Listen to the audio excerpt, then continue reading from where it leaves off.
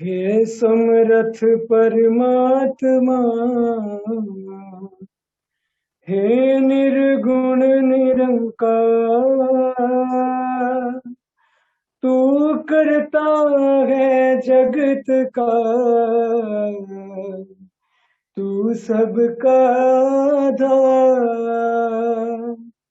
कण कण में है बस रहा तेरा रूप अपार। तीन काल है सत्य तू, मिथ्या है संसार। घट घट बासी है प्रभु, अविनाशी करता। दया से तेरी हो सभी, भवसागर से पार। निराकार साकार तू, जग के पालनहार। है वे अंत महिमा तेरी,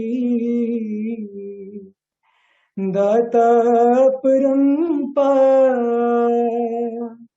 परम पिता परमात्मा, सब तेरी संतान।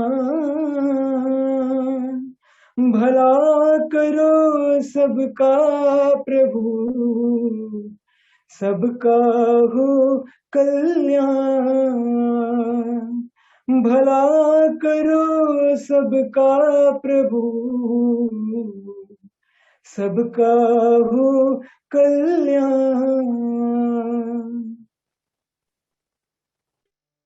साथ संगत जी, प्यार से कहना ध्यान नंगाय जी।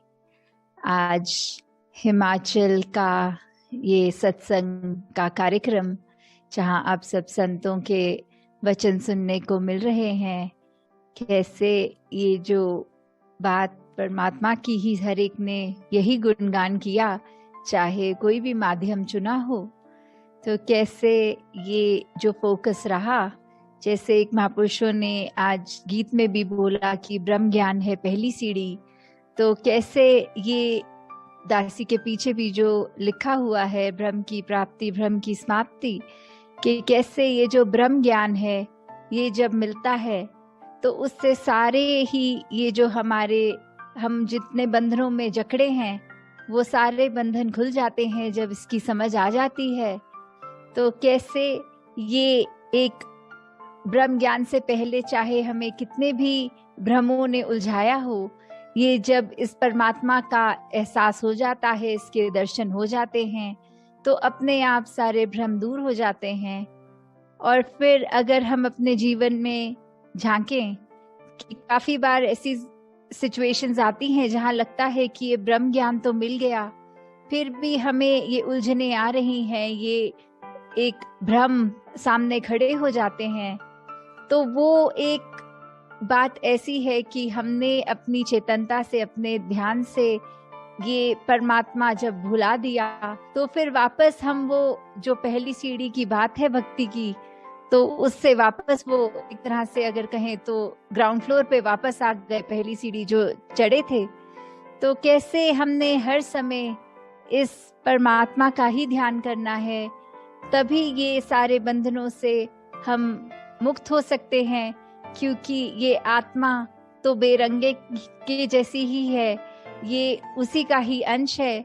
तो हम कैसे वापस अपने आप को उसी में ही एकमिक करने का यत्न इस ब्रह्म ज्ञान द्वारा, जो एक होता है कि मोक्ष और मुक्ति की बात, तो कैसे ये भक्ति भरा जीवन निभाने के बाद जब एक ब्रह्म ज्ञान हो गया, ये रूबरू देखा गया परमात्मा, फिर ये भक्ति भरे जीवन के बाद ही वो अंत समय जो एक में एक वापस होने की बात है, तो वैसा जीवन हर एक के जहां झोली में आए, वहीं एक हमने हमेशा सजग रहना है, वो कोशिश करनी है कि ये उलझनों में हम ना पड़ें और हर चीज जब तक इस ब्रह्म ज्ञान की दृष्टि से देखेंगे तो साफ ही दिखेगी, वो बंधन हमें जकड़ नहीं पाएंगे।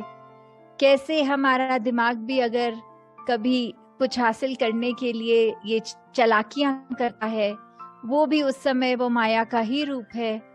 जैसे दासी ने कुछ ही दिनों पहले एक दृश्य देखा कि यहाँ बंदर बहुत आ गए थे, तो जहाँ रसोई घर में उनको नजर आ रहा था कि फल की टोकरी दिख रही थी और वैसे एक कांच सामने, तो कैसे वो बंदर पहले तो अंदर घुसना चाहा उसने कांच से, और वहां वो एक संभव नहीं हो पाया उसका आना। और फिर जब रसोई में खड़े सब वो चेतन थे कि ध्यान रखा जाए बंदर ना आए, और जैसे ही कुछ समय बाद देखा तो वो बंदर वहां नहीं था, तो एक मन रिलैक्स हो गया कि अब कोई बात नहीं, बंदर चले गए, तो अब वो सावधानी हट गई, तो ये चेतनता भी चली गई अपने अपने कामों में, सब फिर से व्यस्त। तो वहीं थोड़ी देर में देखा कि दरवाजा खुला और एक महापुरुष अंदर आए और उन्हीं के पीछे पीछे वो बंदर भी आ गया। तो कैसे वो बंदर वही था, बस छुप के बैठा था, और हम सब ने सोच लिया कि वो बंदर अब वहां नहीं है। और ये ऐसे ही ये उदाहरण से अगर हम अपनी लाइफ में रिलेट करें कि कभी कभी तो ऐसा लगता है कि हाँ अभी सामने कोई चीज है, हम बहुत अलर्ट है, बहुत कॉन्शियस है, ये परमात्मा के ही अनुसार हम उसी सोच में ढलते हुए हर काम कर रहे हैं कि बहुत एक चीजों का संभाल भी, हर एक अपने मन के सोच को भी हम तोल रहे हैं, बोलों को भी तोल रहे हैं। पर फिर एक क्षण ऐसा आ रहा है जहाँ एक वो चेतनता खो दी हमने, तो फिर हमारे सोच भी इधर उधर माया में ही भाग रही है, हमारा ख्याल, हमारे वचन भी फिर ये ऊपर नीचे होके कैसे भी निकल रहे हैं। हम अपने आप को इस परमात्मा के तराजू में तब नहीं रखते हैं। और फिर एक ऐसा मौका आता है जहाँ एक ऐसी घटना होती है तो रियलाइज होता है कि अगर हम शुरू से ही अपना ध्यान इस प्रभु परमात्मा, इस रमे राम में रखते, इस निरंकार में रखते, तो फिर ऐसी सिचुएशन होती ही नहीं कि कोई नुकसान हो जाता। तो वैसे ही हम सब हमेशा अपने जीवन में ध्यान रखें कि ये ब्रह्म ज्ञान जो मिला, एक ये सैल्वेशन, एक मुक्ति का ये डेफिनेटिव तभी होता है जब इसके अनुसार पल पल जिया जाए, कि एक भी पल की जहाँ ढील हो गई तो फिर हम वो संतमति वाले नहीं कहला सकते, हम महापुरुष नहीं कहला सकते। हम हर पल सिर्फ एक अपने नेचर को ही ऐसा बना ले जहाँ हर ख्याल इस परमात्मा से शुरू इसी तक, हर कार्य इसी की रजा में, यही हमारी मन की भी अवस्था हो कि जब इसका एहसास, तो फिर सारे ही एक अच्छे गुण, चाहे विनम्रता होगी, चाहे वो दूसरों को ब्रॉड माइंडेड विजन से देखने की बात, कैसे हम हर एक को एक्सेप्ट करते चले जाएंगे और प्यार तभी कर पाएंगे जब एक्सेप्टेंस होती है। तो उसी तरह हमने हर एक के लिए जहां अपने आप को किसी की तुलना से नहीं श्रेष्ठ मान लेना, यही भाव, दास भाव कि सभी संत हैं, सभी के पास वही ब्रह्म ज्ञान है, और जो दुनिया इस ब्रह्म ज्ञान से अभी अपना मुख उजला नहीं कर पाई, उनके अंदर भी परमात्मा ही है। तो कोई भी संसार का व्यक्ति जो है उससे हम ज्यादा श्रेष्ठ नहीं हैं, इस परमात्मा के ही सब हैं। और वैसे ही अपने आप को हर एक का दास मन से मानना है। और कभी भी अपने जो सूक्ष्म से भी अहंकार कभी आ जाते हैं कि किसी ने कोई प्रशंसा कर दी तो लगता है कि हमारे जैसा अच्छा कार्य ये तो और कोई नहीं कर सकता, तो उस समय भी हम अपनी चेतनता खो रहे हैं, इस परमात्मा को भुला रहे हैं, क्योंकि आज इस परमात्मा ने ही बल दिया तो ये कार्य हो सका, वरना हम में तो कोई ऐसी क्षमता नहीं कि करे। और परमात्मा चाहे तो कभी भी हमें एक अपनी जगह पर रोक सकता है और किसी से वो कार्य करा सकता है। जैसे आज भी देखा, थोड़ा इंटरनेट बीच में प्रॉब्लम कर रहा था, तो एक महापुरुषों के वचन के हिसाब से वो जो लिप सिंक नहीं हो पा रहा था, क्योंकि एक बोलने की स्पीड और कुछ हो रही थी और विजुअली नजर और कोई विजुअल्स आ रहे थे। तो तभी दासी के मन में ख्याल आ रहा था कि कहीं हमने अपना जीवन ऐसे तो नहीं बना लिया कि दूसरों को दिखाने के लिए एक आउटर विजुअल्स हमारे अलग हैं और मन में अलग ख्याल और अलग बातें ही चल रही हैं। तो हमें हमेशा इसको सिंक में रहकर करना है। मन वचन कर्म सब इस ब्रह्म ज्ञान पे आधारित होकर, इस परमात्मा पे आधारित, तो तभी एक कैसे भी उतार चढ़ाव हों तो ये एक हम समदृष्टि अगर हम बाहर हर एक के लिए जहाँ रखें, अपने अंदर भी एक बैलेंस, ये अलाइनमेंट हमेशा रखें कि एक दिखावे वाला रास्ता हमें ज्यादा दूर तक नहीं ले जा पाएगा, क्योंकि कहीं ना कहीं हम वो सावधानी छोड़ देंगे तो फिर जो जैसे हैं वैसे ही बाहर भी नजर आएंगे। तो एक अंदर अपना मन जितना फोकस रखें हम एक सुधार के लिए स्वयं का, उतना ही जीवन हमारा और प्रफुल्लित और महकदार हो जाएगा। तो दासी और समय आपका ना लेते हुए इन्हीं शब्दों से आज्ञा लेगी।